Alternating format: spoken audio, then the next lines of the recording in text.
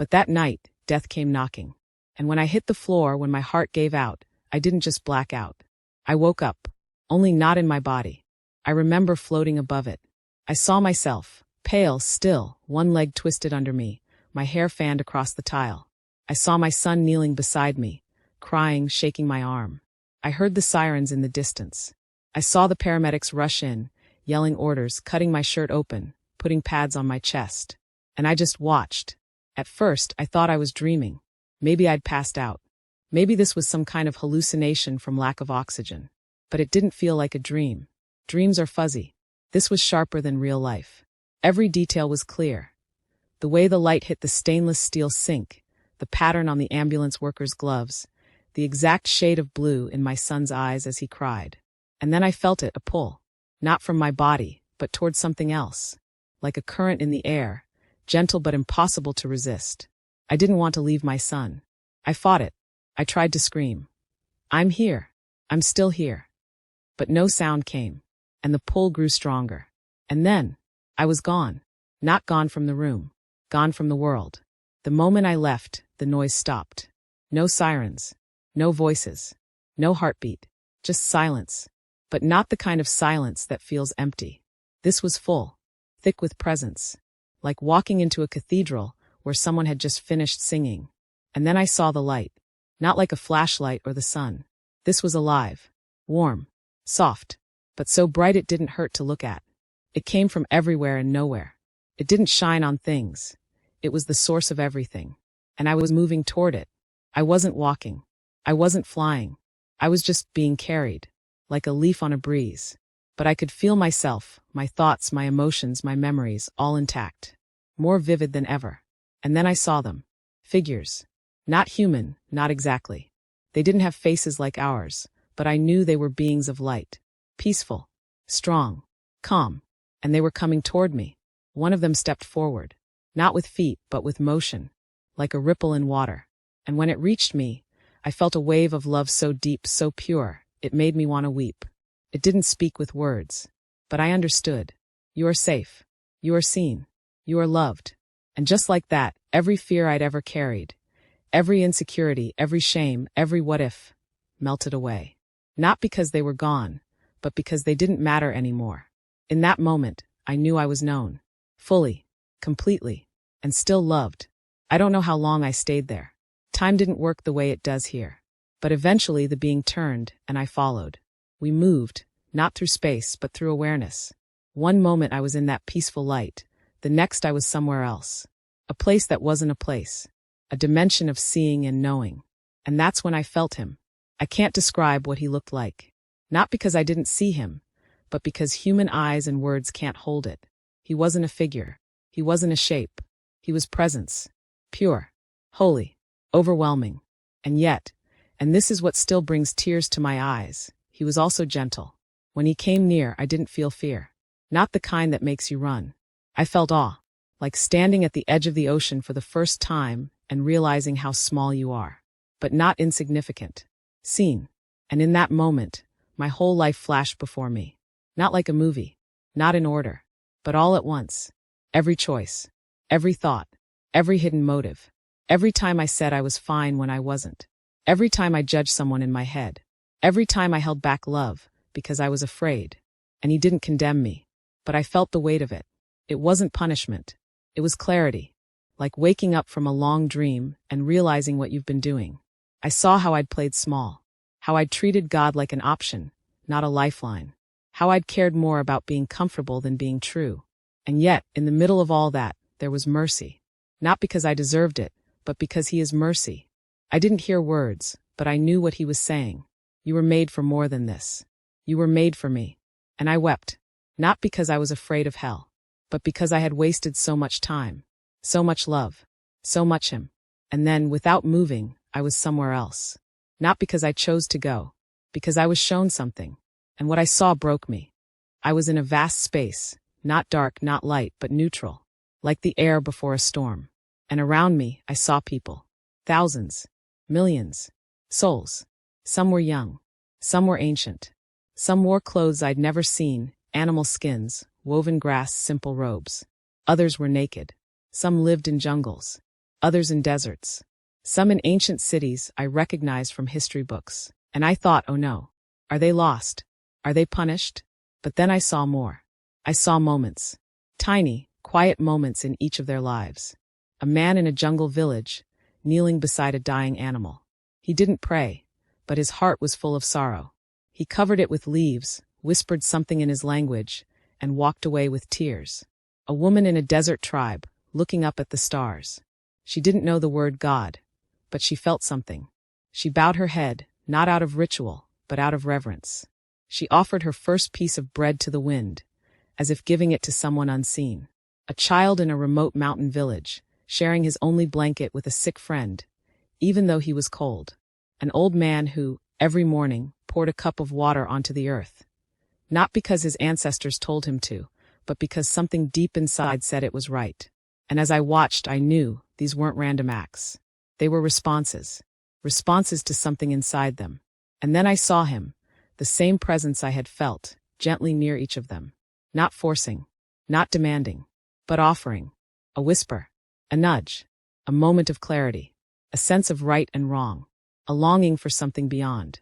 And each person, every single one, had a choice in that moment. To listen, to follow, to honor what they felt, even if they didn't understand it. And I saw how some said yes. Quietly, humbly, with no fanfare.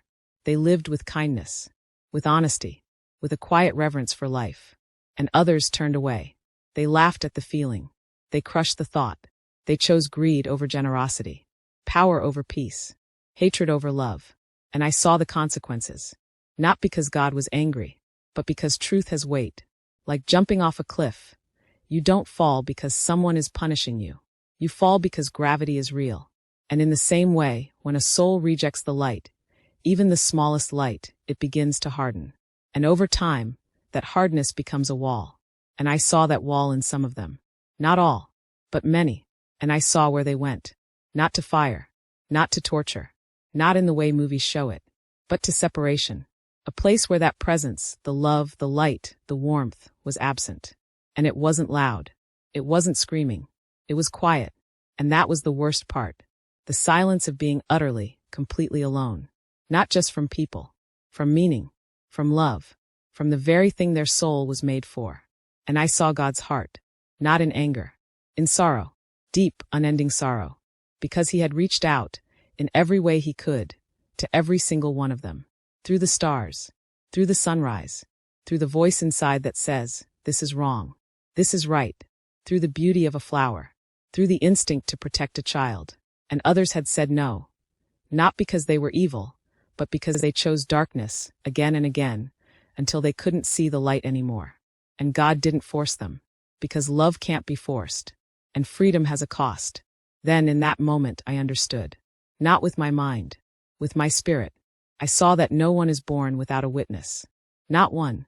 Every person, from the most remote tribe to the busiest city, has something inside them that points beyond themselves.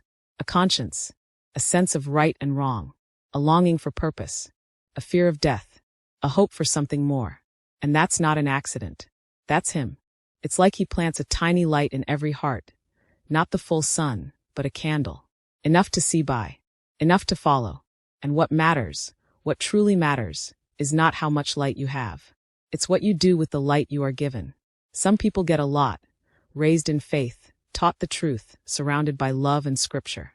And if they reject it, the responsibility is greater. Others get only a flicker. A feeling, a dream, a moment of awe at the ocean, a sudden urge to be kind. And if they follow that flicker, if they honor it, if they choose the good even when no one is watching, that light grows. And God sees it. Not because they earned salvation, but because their heart was open. And in that openness, God can move.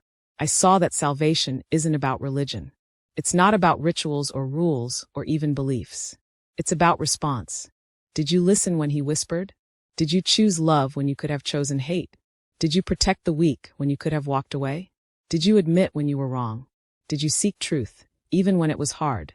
Because those are the marks of a heart that's still soft, still listening, still turned toward the light. And God honors that. Not because it's enough on its own, but because it shows he's still welcome. And where he's welcome, he comes. Because he's not limited by language.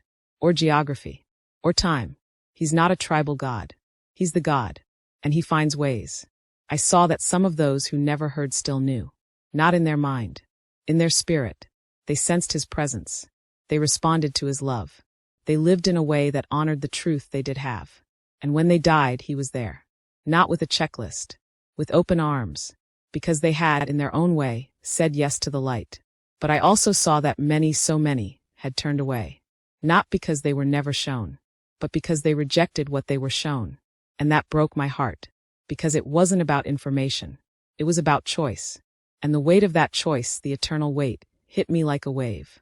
Not with my eyes, I didn't have a body, but with my soul.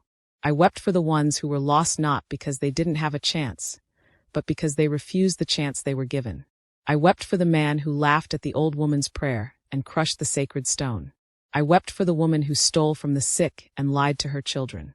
I wept for the ones who chose power, who hurt the weak, who silenced the voice inside that said stop. But I also wept for myself, because I realized I had done the same. Not in the same way. Not in the jungle. But in my comfort. In my silence. In my fear. In my excuses. And still I had held back. Still I had lived for myself. Still I had treated eternity like a backup plan. And now, seeing what I was seeing, I realized how urgent it all is. Not because God is angry. Because love is urgent. Because every moment here, every breath, every choice, every act of kindness or cruelty, matters forever. And I saw how blind we are. How distracted. How we chase money, fame, comfort, approval. While souls are making eternal decisions in the quiet moments. The way you treat the cashier. The words you say to your spouse. The lie you tell to save face. The kindness you don't show because you're in a hurry. These aren't small. They're eternal. Because they reveal what's in your heart. And your heart is the only thing you take with you when you die. I wept because I saw how much could be saved. If only people knew. If only they understood. Not to scare them, but to awaken them. To say this life is real, but it's short. And what comes next is shaped by what you do now. And I felt a fire in my spirit. Not of fear, but of purpose. I wanted to run. To scream. To grab every person I love and say, don't waste it. Don't sleep through this. Because eternity isn't a myth. It's a place. And we're all headed there. A voice, not loud, not harsh, but firm. Sarian. It was him. And I knew. You must go back. At first, I resisted. No. Please. I don't want to go back. I want to stay. I want to understand more. I want to help them. But he didn't argue. He just showed me my son. I saw him sitting by my hospital bed, holding my hand, whispering, Mom, please come back.